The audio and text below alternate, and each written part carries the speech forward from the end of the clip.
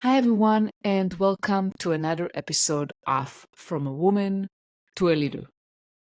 I'm your host, Limor Bergman Gross, and I'm excited to share this episode with you. And I'm speaking with a remarkable woman. Her name is Christine Spraker. Christine was a very successful co CEO in a health tech company, and she realized that accolades and perfectionism she chased for years were no longer serving her. And she took a very bold leap, leaving behind her leadership role and embracing her authentic self. And we're going to talk about your authentic self. And she have done that regardless of what society expected her to do. And she shares in the conversation some powerful insights about finding your voice, standing firm in negotiations, and letting go perfectionism. She also reveals her journey to become the best-selling author of Unwinding Perfect and founder of co-foundHer, where she now helps entrepreneurs to scale to the next level. So I want to invite you to listen to this episode and learn how to unapologetically step into your true self, both personally and professionally. You don't want to miss this episode, I promise you. So let's dive right in. Hi, Christine. Welcome. Thank you so much for being here today. I thank you for having me. I'm super excited speaking with you and talking about finding your authentic voice. I think this is very important, especially for women, to be comfortable with who we are and our authentic voice. And we're also going to tie it to negotiations, obviously. Very important. Both of those things are very important. So Yeah, thank you for having me. I'm excited to be here as well. me too. Me too. So let's start talking about kind of negotiations and how you bring your authenticity to the table as a woman. So can you share some insights about how can women negotiate while staying true to themselves? Absolutely. I have been really lucky to be on a lot of different sides of the negotiation. So early in my career, I was in medical device sales, and I would kind of sit back and watch how the negotiations would happen from a business perspective. I didn't feel like I had leverage personally to negotiate, comp plan, salary structure, anything like that. I just thought, okay, well, they're offering me this, I'm going to take it. But as I started seeing these negotiations happen, I realized, that everything's a game and everybody has levers. Everybody has levers. So figuring out what your levers are and figuring out what the person whom you're negotiating with, what their levers are, is always the key. And so um, initially, I remember I was with Medtronic at the time, and I was one of their sales reps. I had just read Sheryl Sandberg's Lean In, and I talked about her book a lot. I'm a big fan of her book because it was the first time I had heard a female executive literally, not just figuratively, but like literally lean into the table. And I was at the University of Colorado hospital, and we were having a meeting, and I was the only woman at the table, which I think happens quite a bit for female executives and women who are working in a professional setting. And I almost gave up my chair. There were more chairs, and I almost got up and said, "Oh, you can sit here." And I was like, "What am I doing?" No, I'm going to keep my chair. And then in the meeting, I remember literally leaning into the table and putting my arms on the table and getting just bigger and making my presence known and being okay with having my presence known. So I think that that's the first thing. It's don't try to shrink.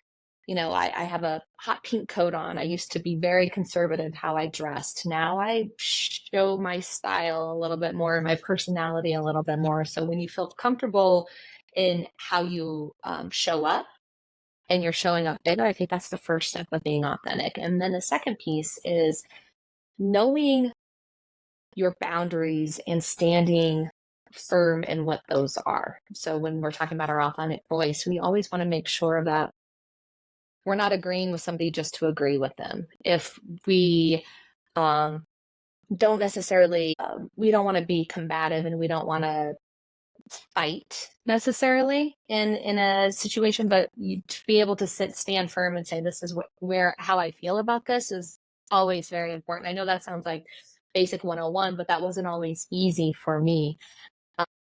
As I moved into my position, my role at the healthcare technology company that I helped build, I had to learn a different style of negotiating and being authentic. And a lot of times we would be negotiating a big contract with a potential client. And I had to go back to what are my levers and what are the company's levers and what are our potential clients' levers.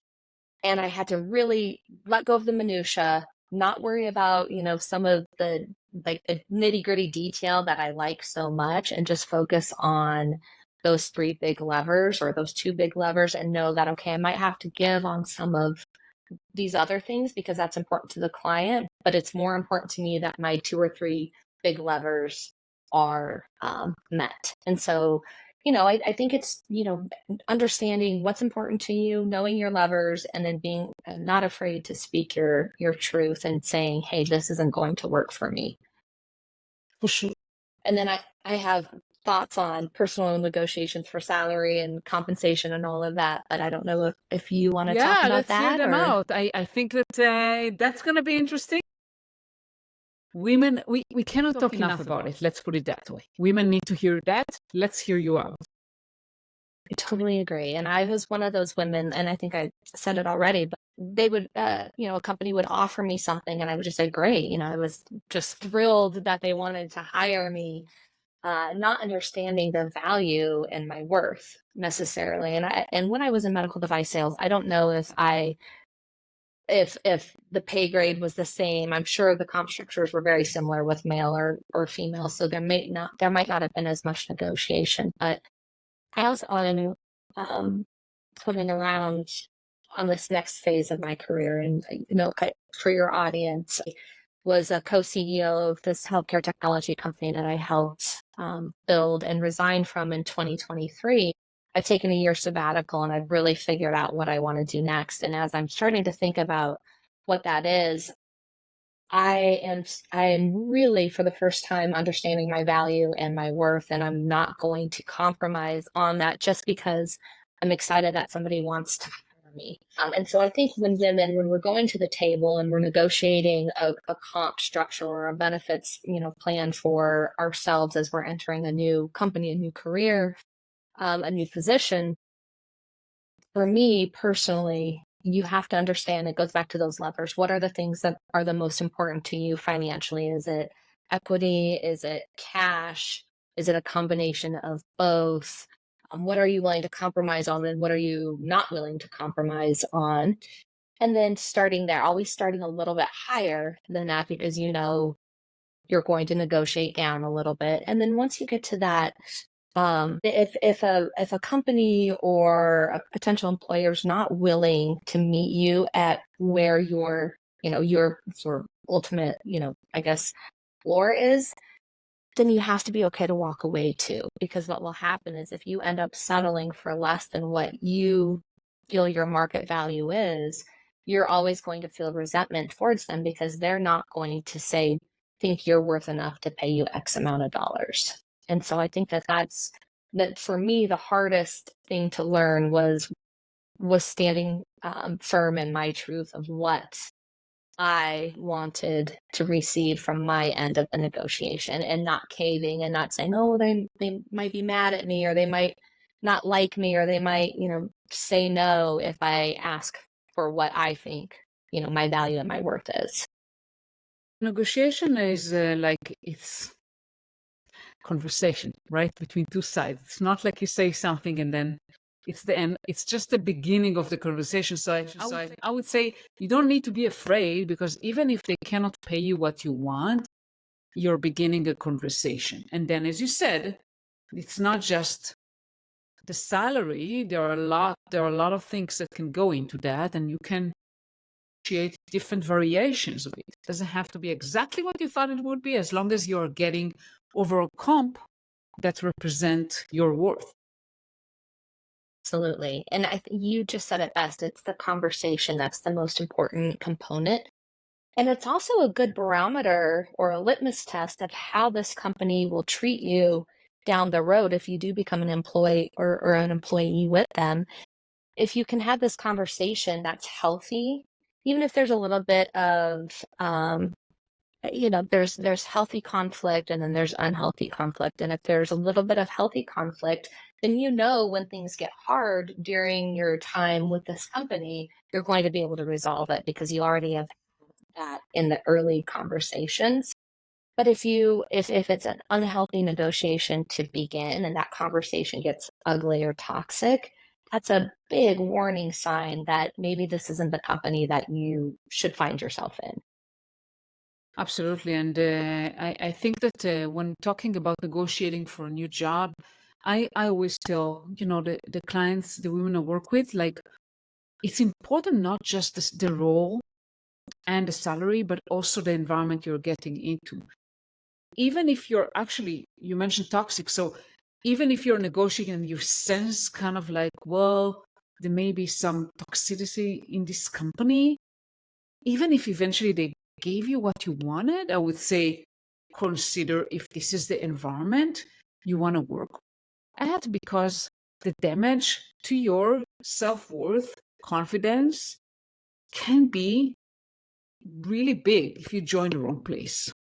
What are your thoughts? I could not agree with you more. I think we're really lucky to be living in a time where um, culture is valued more than ever. And it's not a culture of we're all working for the profit and that's it, that maybe the 80s and the 90s saw. We're working for a culture where people feel united as a team. We're working now towards cultures where the companies are truly mission focused and the employees truly want to make a difference. And we're in a time now where a lot of environments value, I don't believe there's anything as work-life balance. And I think if anybody says there is, it's a lie, but that there's a healthier way to have space away from work than maybe what there used to be. And companies that understand that are on the cutting edge, and I think are going to be the companies that survive in the next 10 and 20 years versus the old way of doing things. And so, to your point, if something doesn't feel right in that negotiation period or that interview period, or there's somebody who potentially undermines you or is demeaning in some way, that's not going to change when you start working there. And for me, I always thought I can flip people, I can get them to think differently, or I'll prove my value or I prove my worth by getting in and doing, doing, doing, doing. And instead, you just find yourself doing more, trying to prove yourself even though you don't need to prove yourself. You're already being brought to the table because of what you already bring. So I just think you're setting yourself up for an unhappy environment if you ignore those red flags early on. Yeah. And what you mentioned about work-life balance, I really agree with you. I would say that at least for me, I started working fully remote in 2016. The thing that was most important for me and still is flexibility. And I think that workplaces that Yes. allow flexibility, that are not like, oh, you have to come to the office on a certain days and a certain time, or you have to be available at certain times or whatever. As long as there's flexibility, you can make things work and you can integrate your personal life and work the way that works for you. It's interesting that you brought that up because what I've realized as I'm heading into this new chapter is that's the most important thing to me is the flexibility. And I've, talked to several companies about CEO and COO positions, and I'm not ready for that lack of flexibility at this particular point in my life. I feel that in my last company, and this is why I said, I think work-life balance is difficult.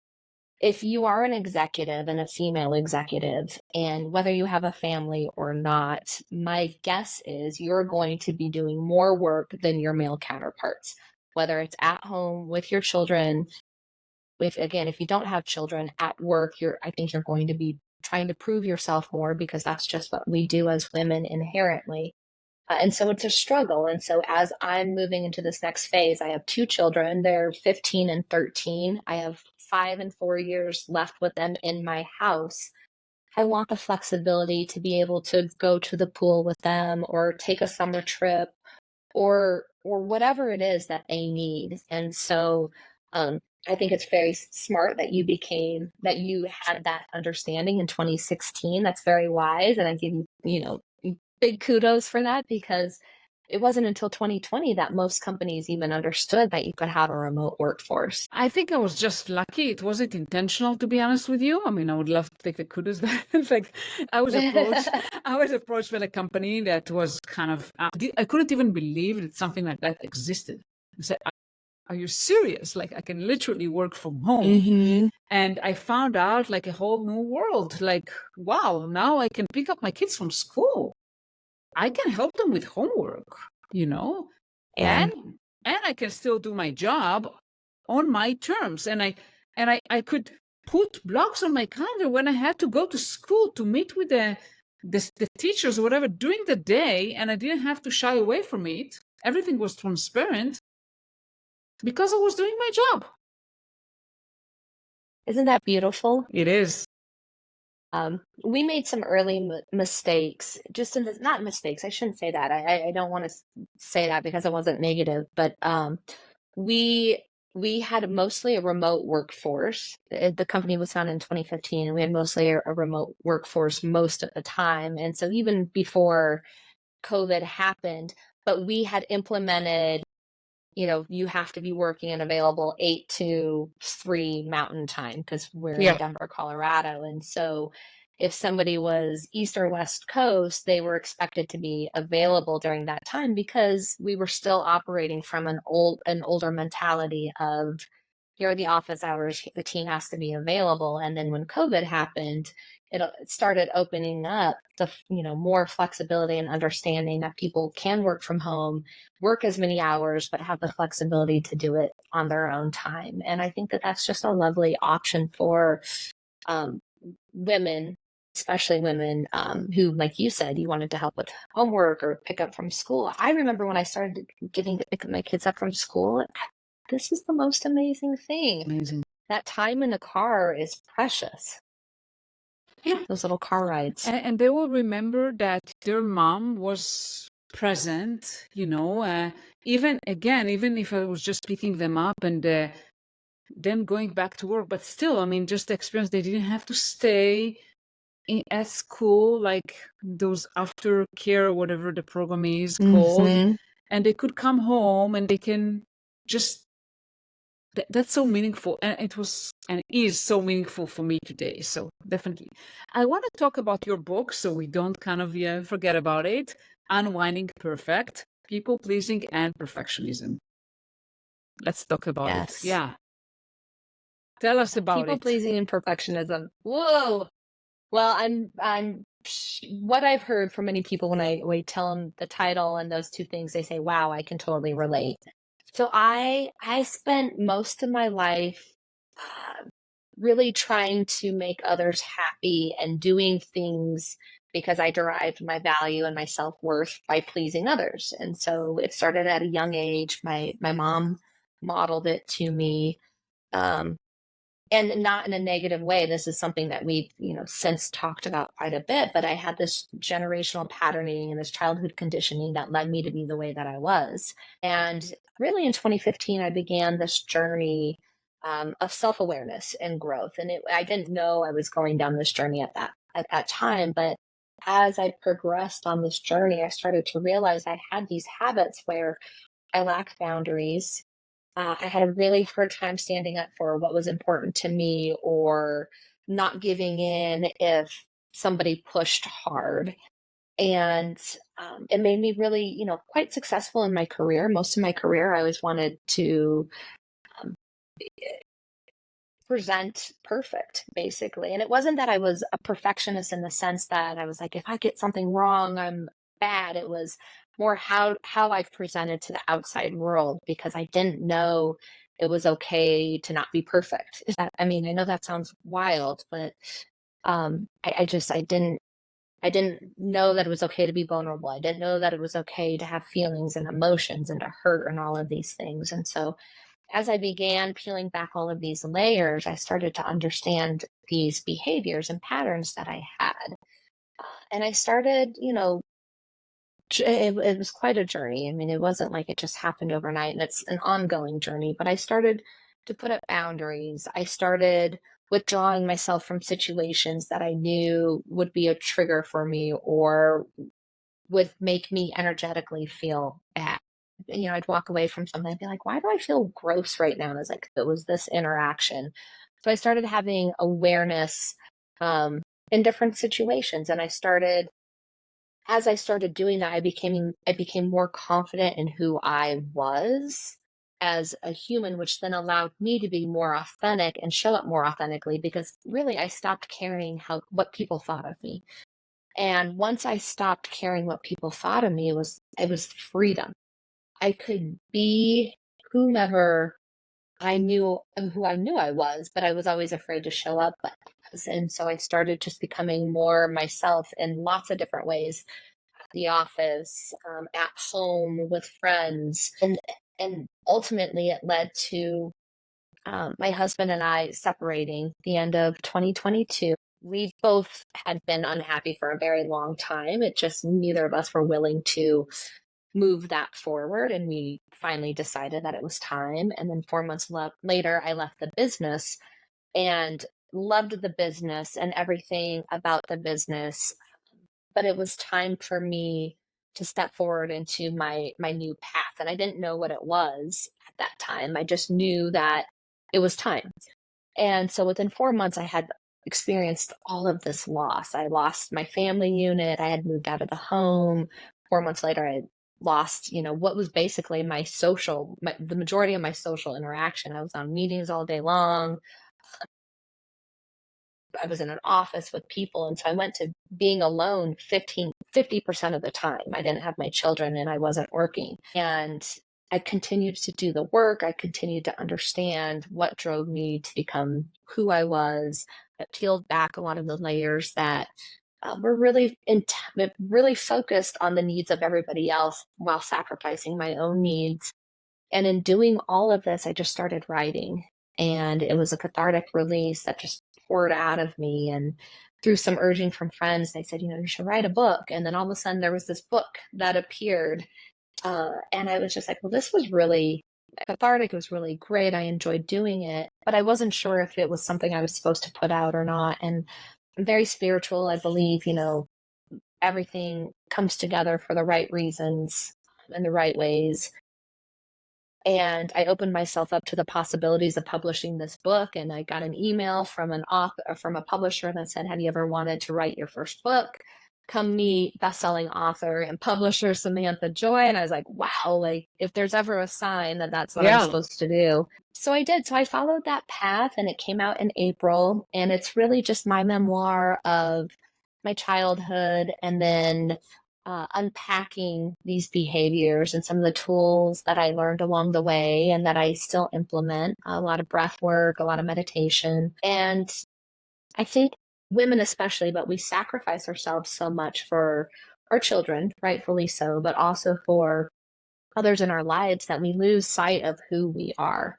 And what I've realized is that I've given both of my children, I have a son and a daughter, the biggest gift by saying you can choose yourself and you can walk away from a company you helped build. You can walk away from a relationship if it's no longer serving you. And I see them growing in ways that I wouldn't have even expected last year. And it's been really beautiful to see them say, create their own boundaries and for them to stand up and say, I don't like this or this makes me feel this way. It's just been such a beautiful journey. So that book came out in April, Unwinding Perfect, and I thought maybe I would go on the speaker author circuit. I was like, I did it a little bit, and I was like, I don't think this is really for me. I like leading companies. I'm a natural leader. I've also pushed that aside for a long time because I thought that this little old me, I can't be a natural leader, and really, it's ingrained in me from a young age, and so instead of pushing it away, I'm embracing it and saying, okay, how can I do this in a flexible manner in this next phase of my life while my children are still in the house? And so I've co-found Her. It's a boutique advisory firm that's really designed to be a co-founder with entrepreneurs and founders who are looking to scale to the next level. I always say, like, I'm going to hold your hand, we're going to be in lockstep, and we're just going to get stuff done.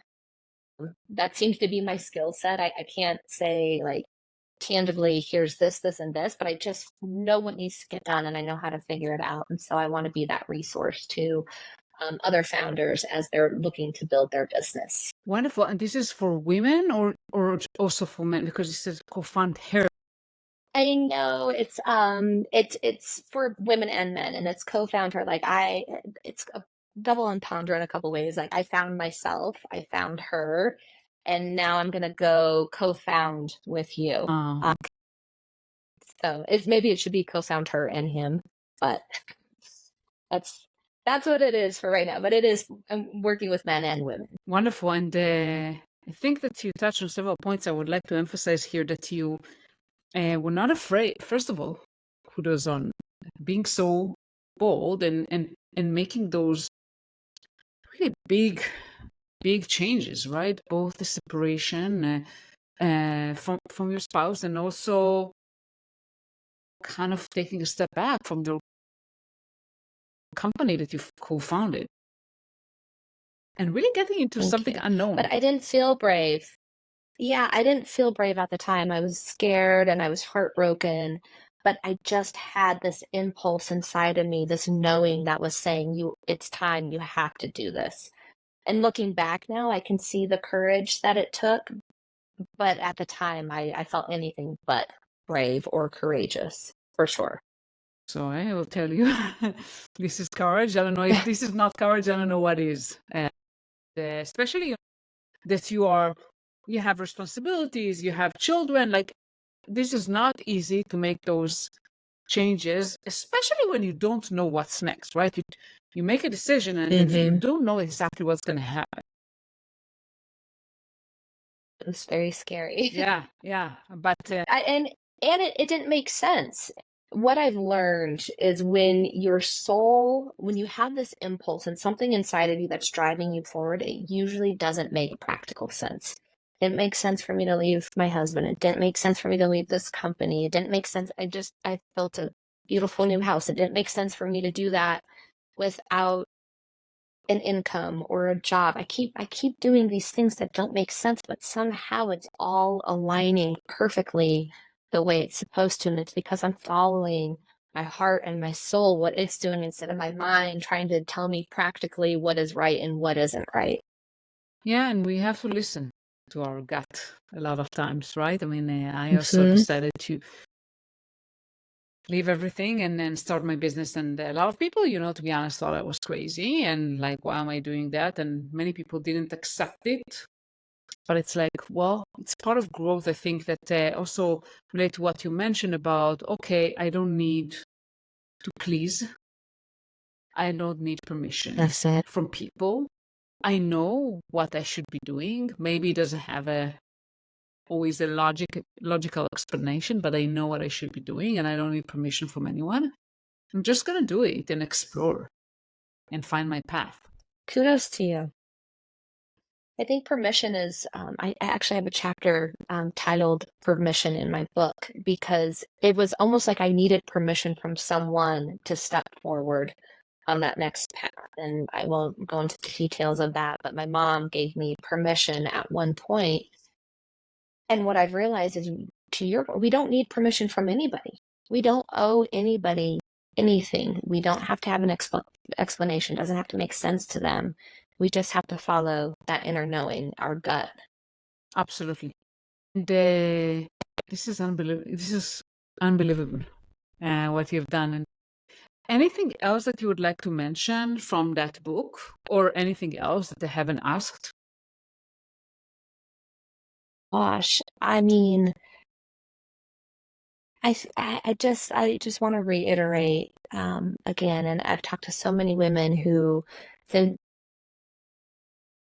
I just And sorry, I just feel like I have to be here for this person, or I have to be here for my children, or I have to do this. And when we're not putting ourselves first as women, whether it's at work, whether it's in a family situation, if you're a mom, if you're not a mom, if you're not putting yourself first, then you're not showing up as your best version of you. And 100% of the time, everybody around you benefits when you're 100% the real you.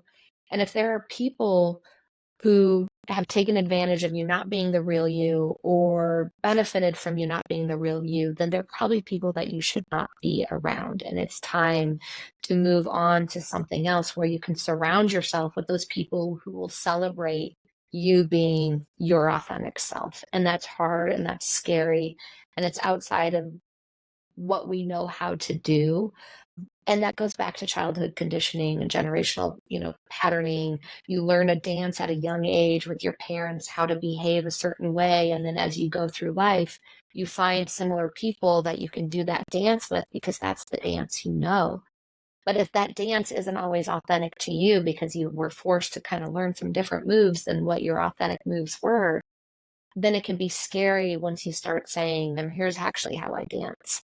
And you might lose some dance partners doing it, but you might meet some incredibly new dance partners that come in and they like your new dance and they accept you for what you are. So I hope that makes sense. I don't know if That makes that's sense. I think that I would say that putting yourself first is not a privilege. We must do that. And sometimes it looks kind of opposite to what we think we should, right? I mean, especially when you have a family, when you have children, it's like, but I have to be, they have to come first. When I realized several years back that I actually have to put myself first, because when I put myself first, I'm happy. When I'm happy, I'm a better mom. I'm a better wife. I'm better, employee. I'm better, whatever. Definitely. And what an example for your children. Hey, children, you can be happy. You can put yourself first and be happy, and therefore, continue that on. I think that's just such a beautiful gift. And before we part ways, how can the founders that need you, how can they find you? Oh, thank you. My website is co-found, FOUND, her.com. Perfect. And I also put a link for your book. .com. Yeah, I'll put a link to your Thank website you. and for your book. Thank you Thank so you. much, Christine, for being here today. It was a pleasure speaking with you. Thank you for hosting me. I love what you're doing, and I appreciate it. And, we women need more of this. So thank you for even considering me as a guest. It's my pleasure. Absolutely. Thank you so much. Thank you. Thank you so much for listening to the episode with Christine. And before you go, I wanted to share with you what my guest is going to be next week and what we're going to talk about. So next week, I have a pleasure speaking with Ali Wilson. And Ali is a coach who is deeply passionate about helping hidden leaders. And we're going to talk about what is a hidden leader, how to identify if you are a hidden leader, and what you can do about it. And those are kind of people who are incredibly capable, but often go unnoticed in the workplaces. And I'm very much related to that because I could sympathize with that myself. So we're going to dive into, if you are a hidden leader, how you can recognize it and embrace your leadership style. Stay true to who you are. Embrace your leadership abilities, even if you're someone who tends to stay behind the scenes. It's all about learning how to be seen, appreciated, and promoted in your career, no matter where you are right now. So mark your calendars for next Wednesday. Don't forget to hit subscribe to my podcast to never miss another episode, and I'll see you next week. Thank you so much. I'm your host, Limor Bergman Gross, and hoping to see you again next week.